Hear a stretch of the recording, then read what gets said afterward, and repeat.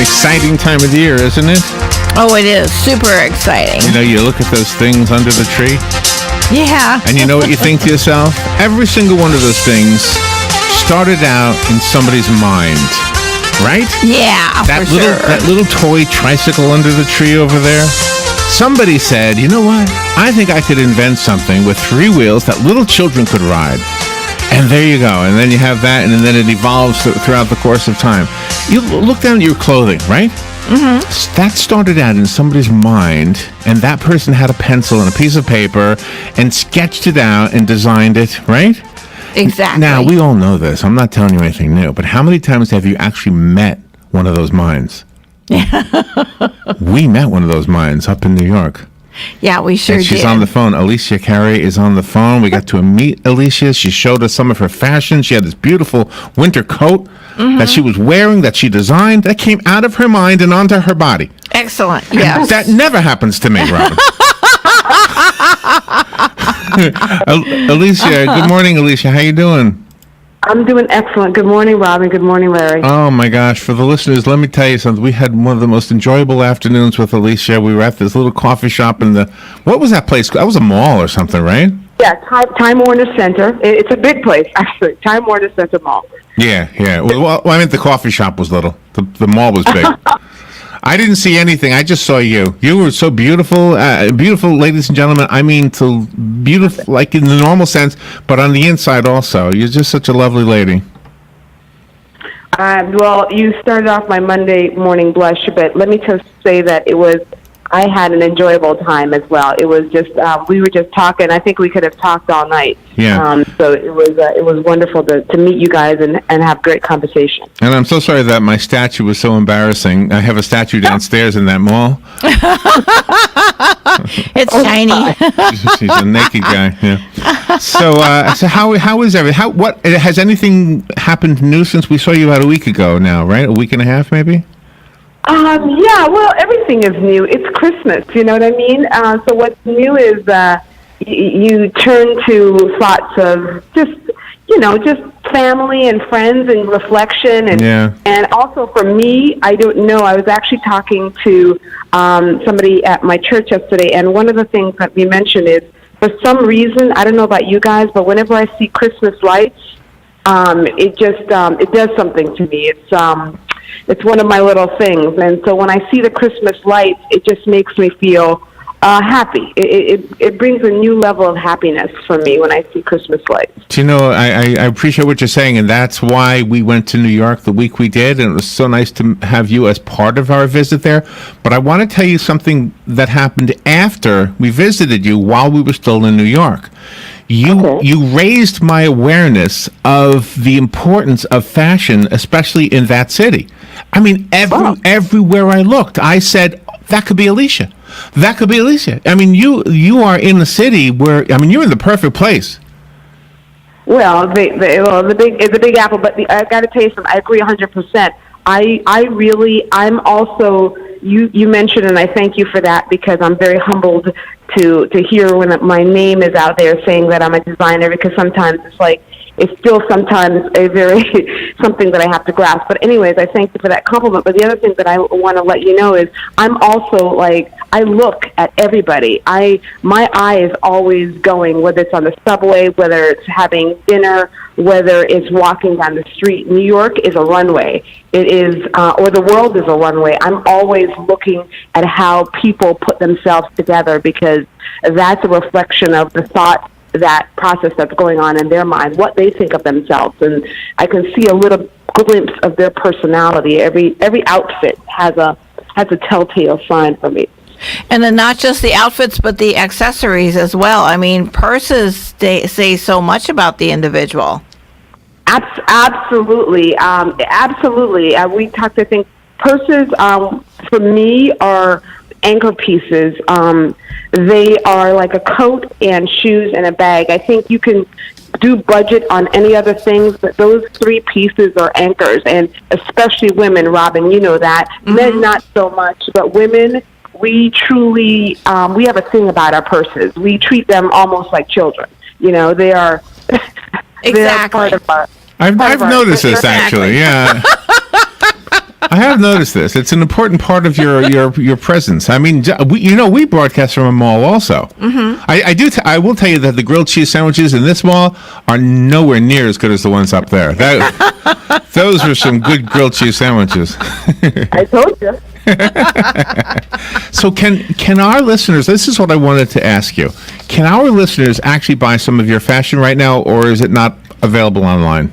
No, it's all available now. It's all available. And the beauty part about what I'm doing right now is it's customized. So your listeners, all they have to do is email me, take a look at my Instagram, my Facebook, email me, and what I'll do is I will take their they'll send me their measurements, and I will be able to then design one of the items that they've seen, but in their specific measurement. So they won't have to alter it or guesstimate. Just send me their measurements, and I will get it done. My pattern maker will make it happen.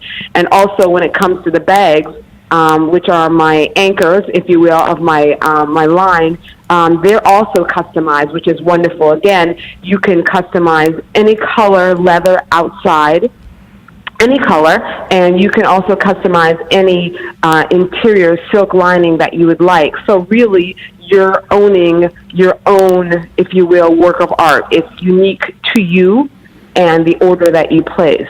So, you can be as creative as you want. And that's very, very important because color. I know I'm wearing blue and black today, but I've accented it with red, and I'm wearing my red bag that I brought in today. Oh, look at you, Robin. I know, you're teaching me good stuff. I'm wearing black blue jeans and a black shirt, and I accented it with. I didn't accent it, Robin. I don't think. So you even have black buttons. But go ahead. Go ahead. I was just saying, men are still, you know what, you mentioned something, Larry. Men are just as into the fashion scene, really, as women are. So, it's still everybody's game. It's not just a ladies' situation or, or teens or anybody. It's everybody. Plus size, especially even plus size, is like everything now that once was in the background. Before, it was just super skinny people who had access to the best of the best. Now it's every size, shape, form, figure.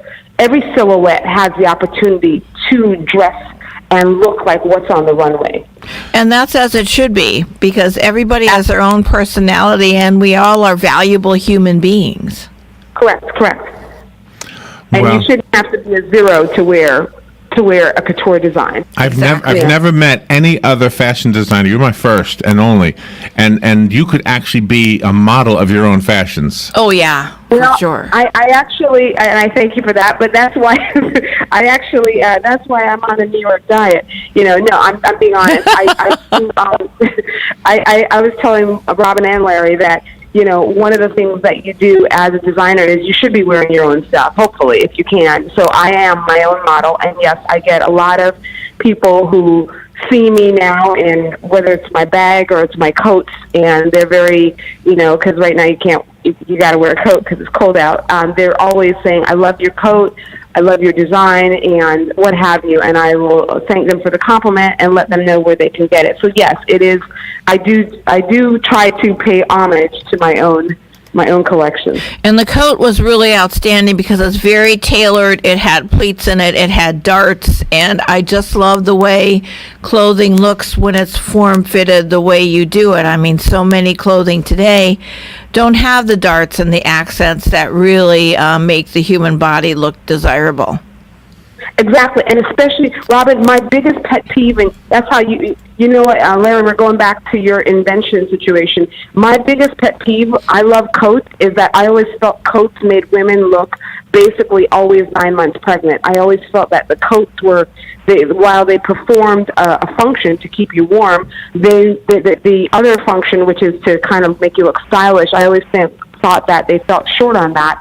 So when I went to design my collection, the first thing in my mind was to make sure that everything make sure that it fit the silhouette of the wearer.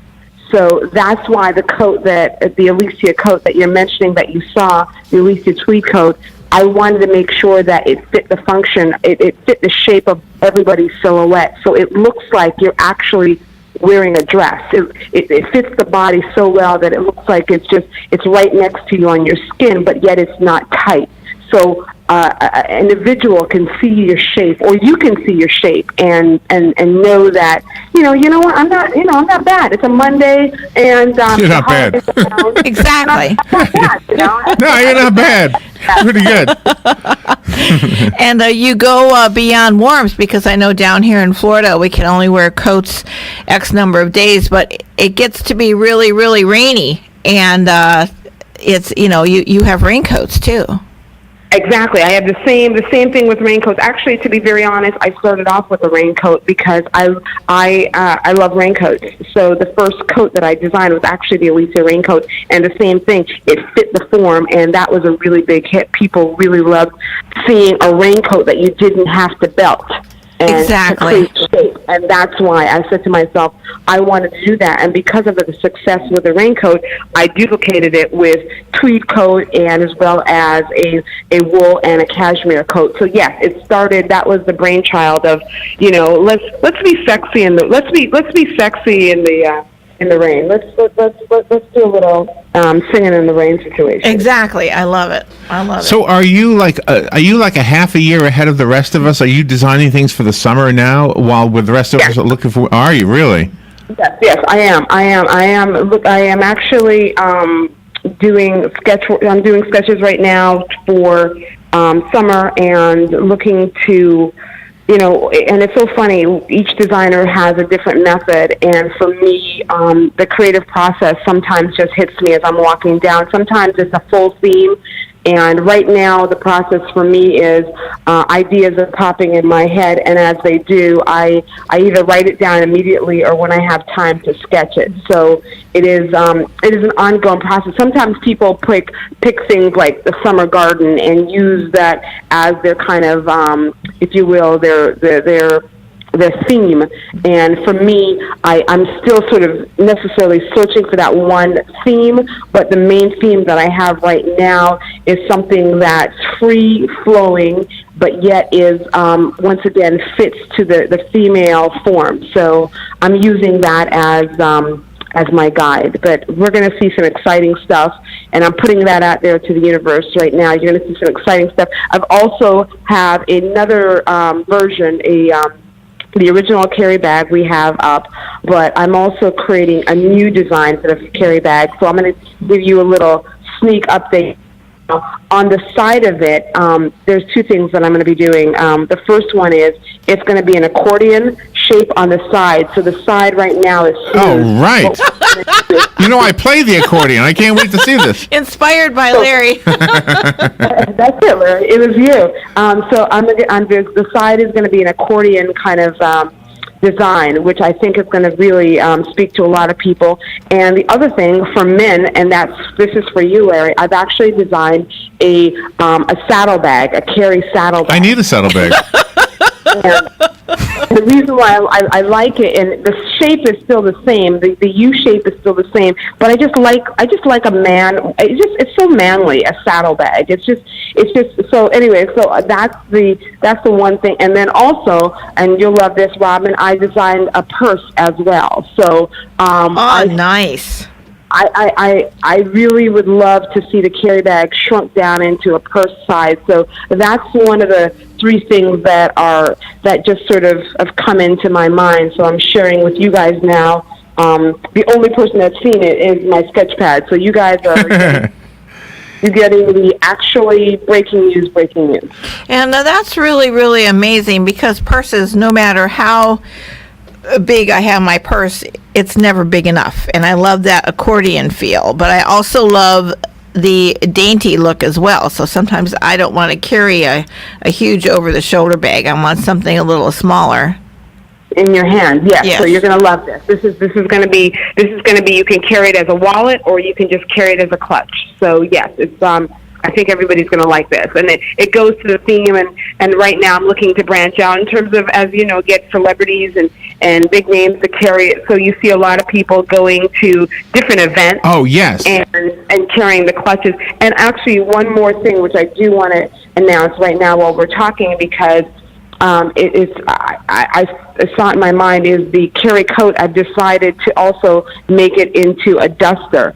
So for spring, you'll see a raincoat that doesn't just go to the knee. It actually goes a little, and that's where the flowing. I just want the feel of the flow, so it actually goes lower than that and just goes right above the ankle. And it's just kind of a nice sweeping feel. And it doesn't matter what size you are. It's just kind of a nice thing to open the coat and have that kind of, you know what I mean, that kind of elegant flow walk as you walk, kind of like, you know, just sort of follows you in the breeze. I really love that look because it makes me feel very feminine, even if I'm wearing jeans underneath. It still looks really, really sharp and feminine. Exactly, and that's the theme. That's the thing about clothes. They really should obviously cover you, but they should make you feel something. And that's how I feel about, honestly, almost every piece of my collection. You got to feel something, because the clothing actually, they give you, I don't know about you, but they give you confidence. Like you said, Robin, that red bag, they give you a little boost of something. You know, you could tell when somebody's happy in their clothes. I can tell because they actually have an air about them, like they're happy. You know what I mean? There's something to be said when a woman is happy or a man is happy in the look that they're wearing. It gives them a little extra special confidence. Well, let's see. We were looking for Elesia. We were meeting in this mall up in New York, and Robin and I were looking for Elesia, and then I saw a lady on the phone, and I said, "I bet you that's Elesia." and I did the daring thing. Are you Elesia? Yeah, you did. And meanwhile, you were already talking around. I have a question for you about the process of creativity, or whatever you want to say. When you send us authors, for example, a lot of times the authors, because for those who don't know, Elesia is also one of our publicists. Yeah. So you send us an author. A lot of times those authors will say they belong to a writing group, and they will exchange feedback between each other to kind of, you know, help each other grow and become better at being an author. Does that same opportunity exist for a fashion designer?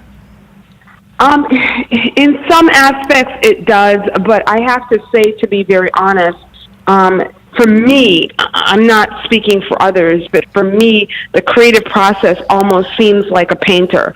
You know, I'm a big fan of Impressionist art, and I'm not going to compare myself to a Da Vinci, but, you know, when in Rome. But it is like a personal process. It really, I don't necessarily sit down and say, what do you think about this?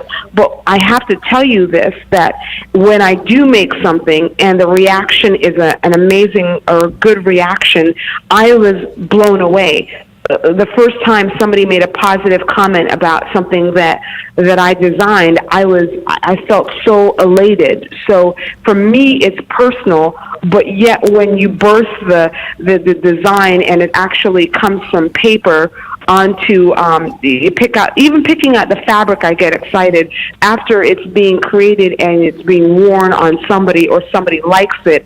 Then I get, I can't even tell you the happiness I feel. So yes, I feel for me it's more like a birthing, personal, private process. That when it comes to I can see that. Yeah, that I hope people feel about it as what I put into it. But some people do have collaborative efforts where they work with other designers or they work with a team.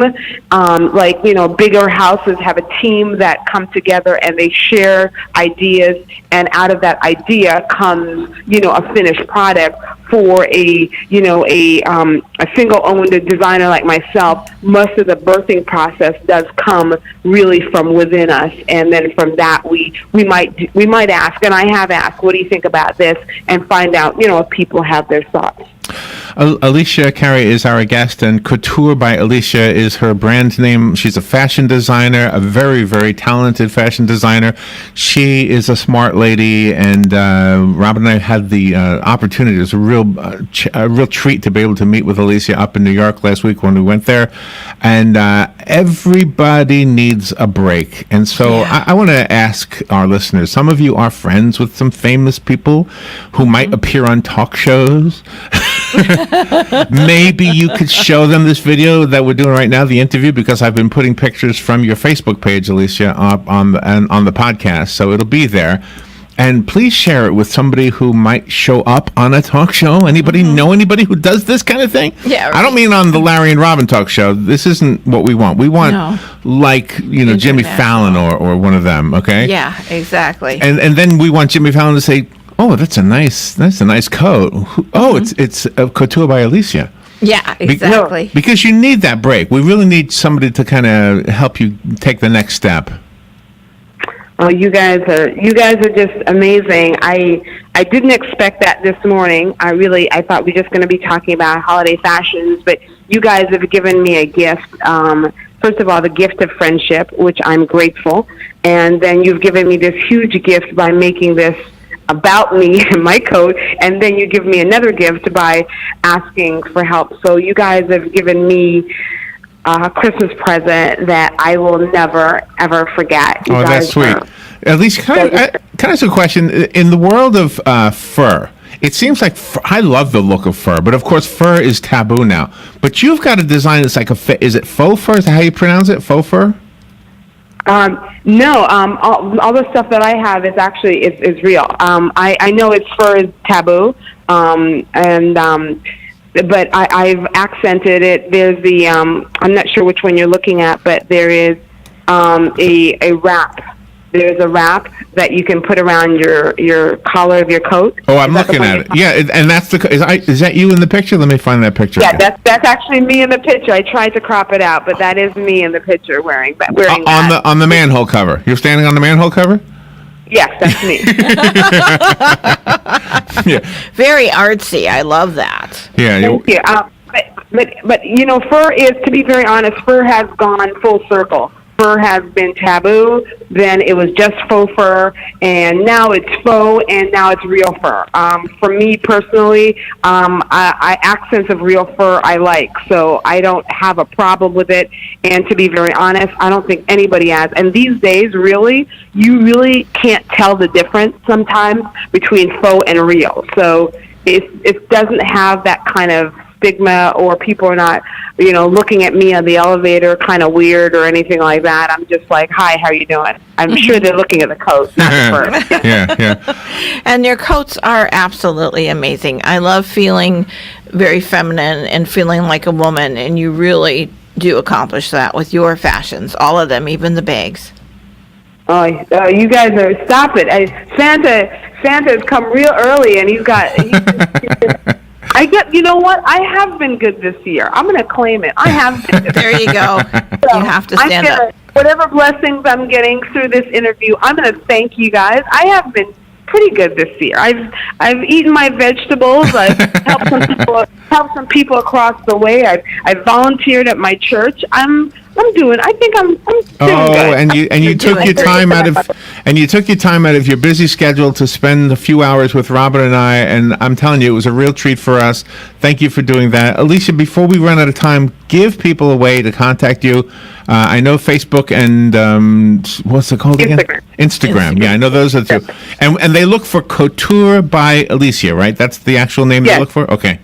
Yeah, the full name is Couture, and then BY, and Elesia, which is a tricky one, but a great one, ELES, like Sam, IA, and they can email me with his Elesia, my first name, ELES, as in Sam, IA, .Carey, which is CAREY @gmail.com, and they can give me their thoughts about a Carey bag that they have that they'd like me to design for them, or if they have a hankering for a wonderful coat or any of the dresses or anything that I have on my collection. All I need is your measurements.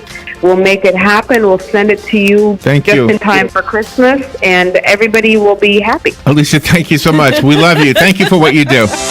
We'll be right back. This is- I'm Lillian Wu. President Trump not answering questions about when he knew Michael Flynn lied to the FBI, but he did say this of his former national security advisor. I feel badly for General Flynn. I feel very badly. He's led a very strong life, and I feel very badly. Departing the White House for his trip to Salt Lake City, adding he felt Hillary Clinton lied, but nothing happened to her. Earlier, the president showed his support for Alabama Senate candidate Roy Moore, who's been accused of sex assault. President Trump tweeted his support for Moore, saying Democrats' refusal to give even one vote for massive tax